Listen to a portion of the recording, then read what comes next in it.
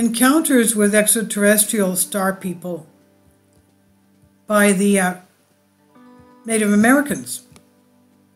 They meant us no harm. Grandpa called them our ancestors. In this particular story, Clark spoke to a man connected through a mutual friend on a Navajo Indian reservation named Darren. Clark spoke to his aunt, who was the one who told her of his extraterrestrial experiences.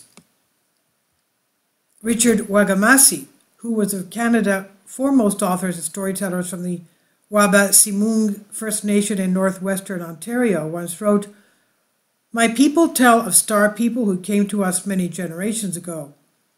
The star people brought spiritual teachings and stories and maps of the cosmos, and they offered these freely. They were kind, loving, and set a great example. When they left us, my people say there was a loneliness like no other."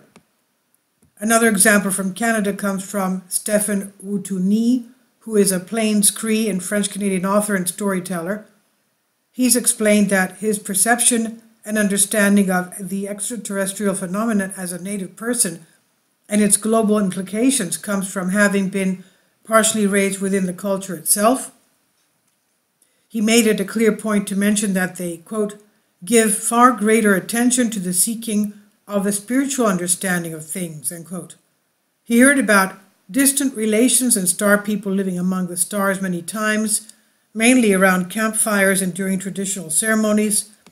Far from being anything to be feared, star people was just another term I grew up around. This was from the UFO Digest, 2008. Link no longer available.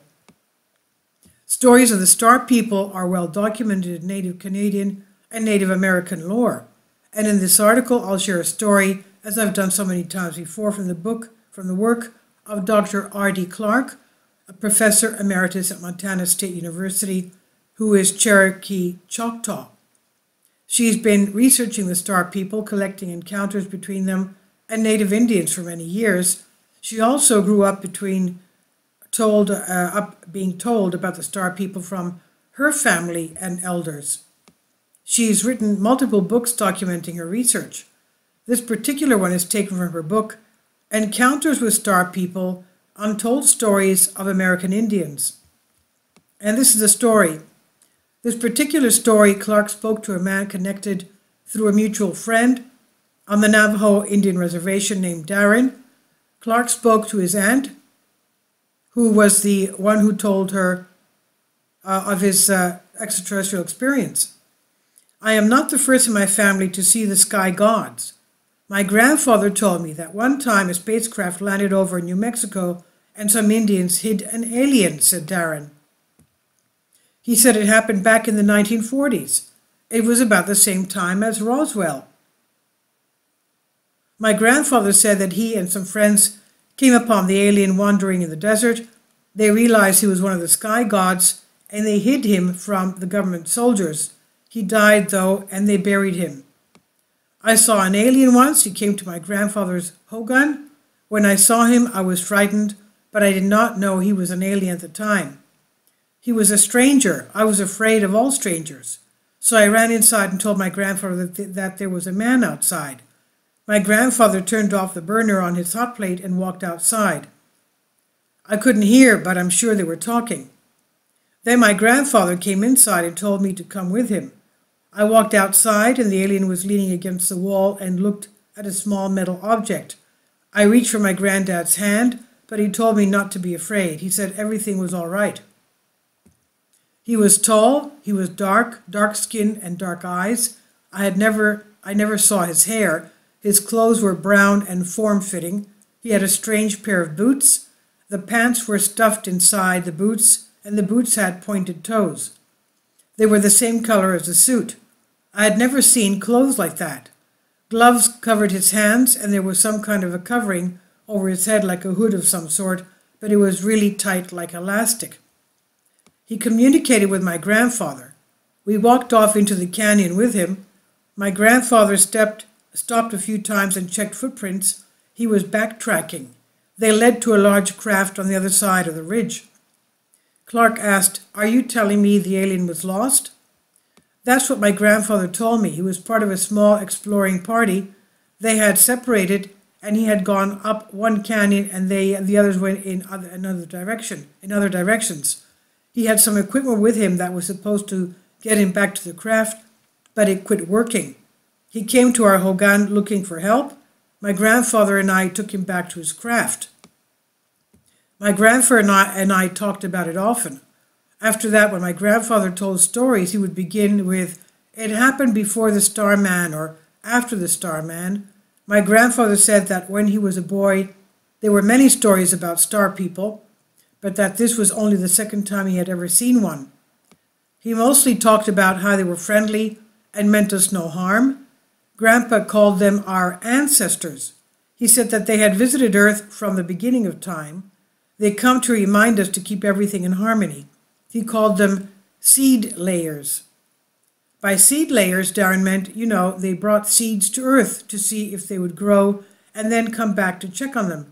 Darren believed his grandfather meant plants, animals, and humans. He was told by his grandfather that they brought animals. Clark then asks, "Did you go near the spacecraft?" Darren replied, "I wanted to, but my grandfather warned me away. He said I should not touch it." It was round, silver, but dull silver. There were no windows, only a door, and when it closed you could not see where the door had been. Clark asks, "When your grandfather led the Starman back to the craft, did the other beings see you?" "Yes, they came out and greeted their friend. I watched as he turned to my grandfather as though he were introducing him. The other starmen bowed, and for a moment they stood there and talked with him." They bowed? That's what Asians do, they bow. That's very strange. Now, they bowed, and for a moment they stood there and talked with him, but I could not hear. When they boarded the craft, my grandfather told me we must move to a safe distance. Then we watched as the craft moved upward. It did not even stir up the dust. That was the most amazing thing to me. When the wind blows, there is always dust, but when the craft lifted off the ground, there was no dust. For some reason, I understand that there was nothing normal about this situation. I was afraid of strangers anyway, but these strangers were not like the people I saw in town. They were different. I held my grandfather's hand all the way home. Somehow it felt safer.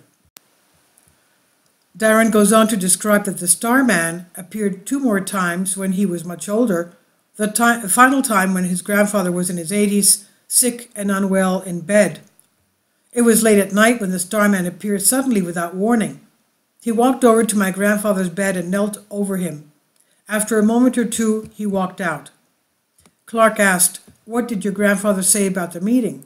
And Darren replied, "Only that the Starman came to say that they were waiting for him. 3 days later, my granddad died at the clinic in town. Just hours before he passed, he told me that they would be coming for him." It was the last meeting. During the second meeting, grandfather gave the Starman a pouch with turquoise stones inside, a gift that pleased the Starman. 2 years after his grandfather's death, Clark stopped off at Darren's mother's house. Darren invited her to go inside to his workshop. "I go out to my grandfather's place and work in the summers. In the winters I work here when I am not traveling with art shows." Clark interrupted, "Have you ever seen the Starman again?" "No, but I know he still comes here," he replies as he unlocked the work shed. "I was hoping you would come to see me again. I have something for you, but first I have to tell you what happened. Last summer, I spent a month out at the home place. My sister was getting married and everything was chaotic around here. The first thing I noticed when I arrived at the Hogan was a bag in the doorway of the little workshop I had set up for myself years ago. It was my grandfather's pouch. It was the one his grandfather gave him. It was the one his grandfather gave to the Starman. I opened it and the turquoise stones fell out. They were the ones grandfather had given the Starman. For some reason he returned them. I think it was my grandfather's way of letting me know that everything was okay with him. I have no other explanation." The takeaway? When you dive deep into this topic, it leads to so many other topics and opens up so many more questions that are too many to explain here. As I always say, it truly leaves no aspect of humanity untouched and is and will transform human consciousness in a major way. There's still so much we have to discover about ourselves as well as the cosmos, and I imagine there are an unimaginable amount of worlds out there with an unimaginable amount of races that are doing star travel. Hopefully, like the one in this story, most of the ones who are and have been visiting our planet are benevolent, but I don't know.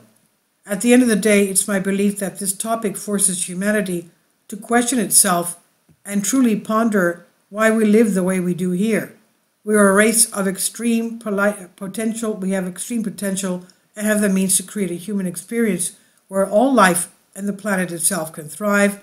So ask yourself, why aren't we doing it? What's the problem? Why are we destroying our planet?